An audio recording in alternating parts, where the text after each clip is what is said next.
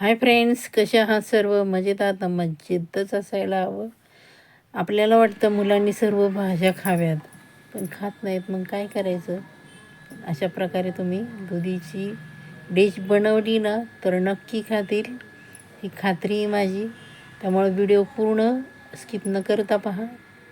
आपण कोवळा लुसलुशीत दुधी घेतला आहे, स्वच्छ धुवून घेतला, त्याच्यावरचं साल काढलं आणि आपण तो किसून घेणार आहोत. कारण माझा भोपळा आहे तो एकदम कोवळा लुसलुशीत आहे. तुम्हाला जर कोवळा नाही मिळाला तर त्याचं वरचं साल काढा आणि मधला जो भाग असतो बियांचा तो काढून घ्या. हे बघा, अशा प्रकारे आपण एकदम बारीक किसून घेतला. त्यानंतर आपण त्यातलं पाणी काढून घेणार आहोत. पाणी ठेवलं तर काही हरकत नाही, पण आपण त्यामध्ये बेसन पीठ घालणार आहोत. आणि जर तुम्ही पाणी त्यातलं काढलं नाही तर तुम्ही बेसन पीठ जास्त वापरायला लागेल आपल्याला. आणि मग ती जो दुधीचा फ्लेवर आहे तो येणार नाही, सगळं बेसनचाच फ्लेवर येईल. अशा प्रकारे आपण छान पिळून घ्यायचं आहे. म्हणजे आपल्याला बेसन पीठ आहे, म्हणजे हरभरा डाळीचं पीठ आहे, ते आपल्याला कमी वापरायला लागेल. सर्वांना एक नम्र निवेदन आहे की आपण अजूनही माझ्या चॅनलला सबस्क्राईब केलं नसेल तर पटकन सबस्क्राईब करून घ्या. बाजूचं जे बेल आयकन आहे ते प्रेस करायला अजिबात विसरायचं नाही, जेणेकरून प्रत्येक येणाऱ्या नवीन व्हिडिओचं नोटिफिकेशन तुम्हाला सर्वात अगोदर मिळेल आणि तुम्ही छान असा त्याचा आस्वाद घ्याल. खूप छान, अगदी साध्या सिंपल रेसिपी बनवते. ज्या तुमच्या घरामध्ये साहित्य आहे त्या, पण चवीला म्हणाल ना तर एक नंबरच, अगदी हॉटेलची चव विसराल. हे बघा, आपण पूर्ण कोरडा करून घेतला आहे दुधीचा किस. त्यानंतर आपण त्यामध्ये ओवा घालणार आहोत, हातावर असा चोळून, म्हणजे त्याचा फ्लेवर खूप छान येतो. हिंग घालणार आहोत, कारण आपण बेसन पिठाचा वापर करणार आहोत.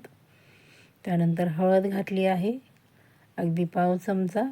आणि आपण तिखट घातले, लाल तिखट. त्यामध्ये धणे आणि जिरे पूड आहे, त्यामुळं मी वेगळी घातली नाही. चिली फ्लेक्स घातले, चवीप्रमाणे मीठ घातलं आणि छान असं आपण एकत्र करून घेणार आहोत. आणि आपण हे बाजूला ठेवणार आहोत. तोपर्यंत आपण जी आपण रस्सा भाजी बनवणार आहोत, करी बनवणार आहोत, त्याची तयारी करणार आहोत. असं एक छान असं ते मसाले आहे त्यामध्ये छान मुरले जातील.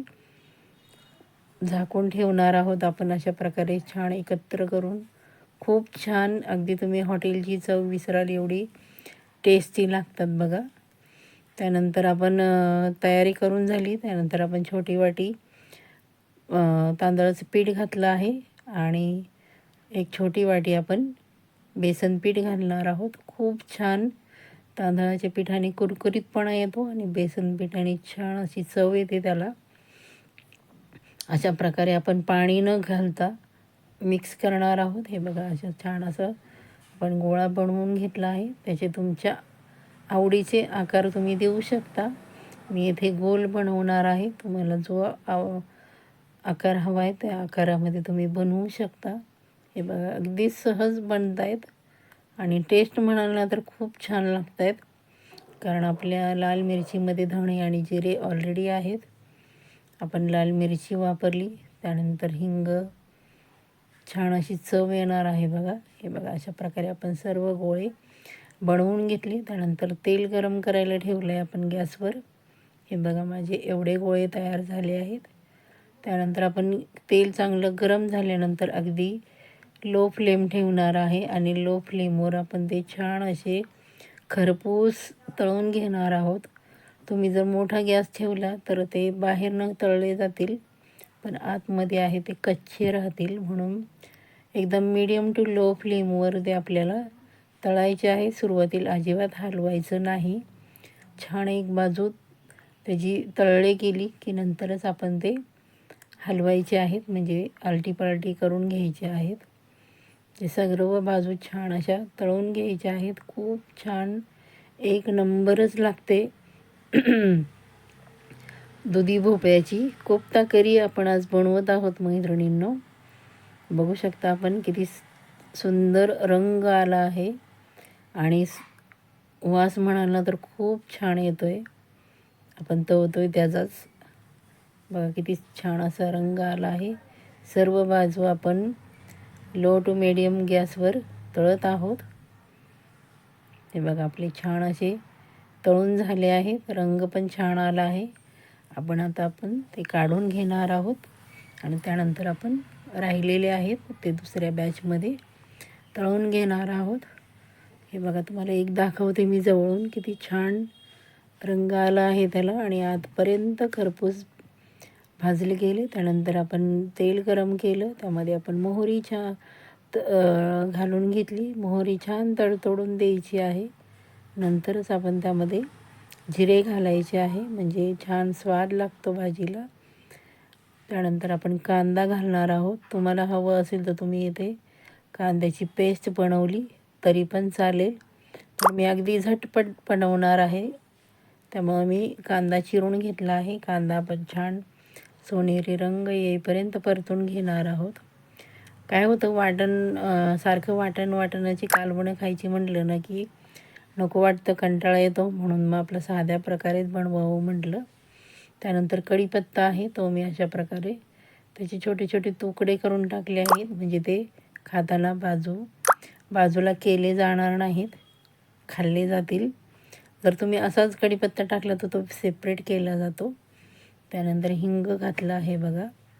छान अशी फोडणी देत आहे बघा भाजीला, खूप सुंदर होते आणि त्याची ग्रेव्ही पण छान होते.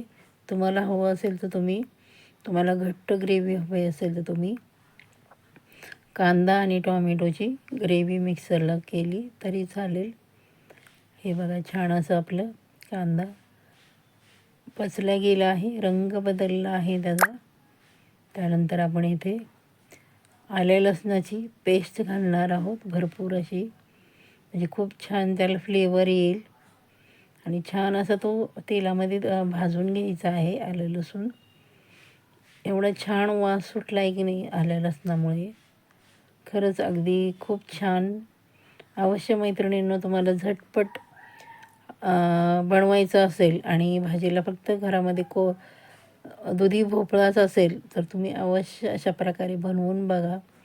दुधी भोपळा न खाणारे सुद्धा आवडीने खातील, एवढी छान होते आणि चविष्ट टेस्टी. कुणाला वाटणारसुद्धा नाही की आपण दुधी भोपळ्यापासून हे कोफ्ते बनवले आहेत. हे बघा छान असं आपलं आलं लसूण छान असं भाजून झालं आहे. त्यानंतर आपण टॉमॅटो चिरून टाकला आहे आणि तो पण आपण छान असा परतून घेणार आहोत. तुम्हाला जास्त घट्ट हवं असेल तर तुम्ही प्युरी दोन्हीची पण वापरू शकता, कांद्याची पण आणि टॉमॅटोची पण. त्यानंतर मी माझा घरगुती काळा मसाला आहे तो घातला आहे, कांदा लसूण मिक्स, आणि तो छान असा आपण परतून घेणार आहोत. मी नंतर पाणी घालणार आहे, कारण ते मसाला आहे तो छान असा भाजला ना की भाजीला खूप छान अशी चव येते. आपण थोडंसं पाणी घालणार आहोत आणि छान असा आपण मसाला भाजून घेणार आहोत. खूप सुंदर आणि टेस्टी होतात. हे बघा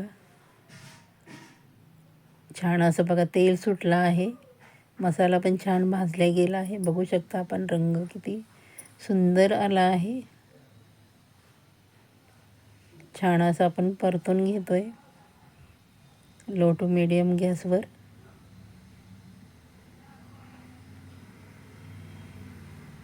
चवीप्रमाणे मीठ घालणार आहोत आपण आणि आवश्यकतेप्रमाणे पाणी घालायचं आहे. तुम्हाला घट्ट पातळ ज्या प्रमाणात हवं आहे त्या प्रमाणात तुम्ही त्यामध्ये पाणी घालू शकता. गरम पाण्याचा मी इथे वापर केला आहे. हे बघा किती छान अशी उकळी आली आहे आपल्या कोफ्त्याच्या करीला आणि रंग पण अप्रतिम आणि चव म्हणाल ना, सुगंध एवढा छान सुटला आहे, खरंच अप्रतिम. अगदी साध्या सोप्या पद्धतीने बनवली आहे मी दुधी भोपळ्याची कोफ्ता करी. त्यानंतर आपण जे कोफ्ते तळून घेतले होते ते त्यामध्ये घालून घेणार आहोत आणि नंतर आपण 5 मिनटं मध्यम गॅसवर ते शिजवणार आहोत, म्हणजे छान असा त्याचा फ्लेवर येईल. 5 मिनटानंतर बघू शकता किती छान झाले आहेत. त्यानंतर थोडीशी कोथिंबीर आपण त्यामध्ये घातली आहे. हे बघा किती छान एवढा सुगंध सुटला आहे भाजीचा की अप्रतिमच. मी आता प्लेटमध्ये तुम्हाला सर्व करून दाखवते. थोडीशी करी आहे ती पातळच ठेवायची, कारण आपण जेव्हा कोफ्ते आहे ते त्यामध्ये कुस्करतो तेव्हा भाजी खायला छान वाटते. आणि जर जास्त दाटसर बनवली तर ते कोफ्ते आहे ते त्यामध्ये हे केले तर जास्त दाटसर होईल. म्हणून मी थोडासा रस्सा बनवला आहे. तुम्हाला हवं असेल तर तुम्ही दाटसर बनवलं तरी चालेल. चला तर मग रेसिपी जरी आवडली असेल तर पटकन एक लाईक करा, छानशी कमेंट करा, हाईप करा. माझा व्हिडिओ कुठून पाहताय ती कमेंट करून सांगायला विसरायचं नाही. व्हिडिओ शेवटपर्यंत पाहिल्याबद्दल सर्वांचे मनःपूर्वक धन्यवाद. Bye bye. स्वस्त रहा, मस्त रहा.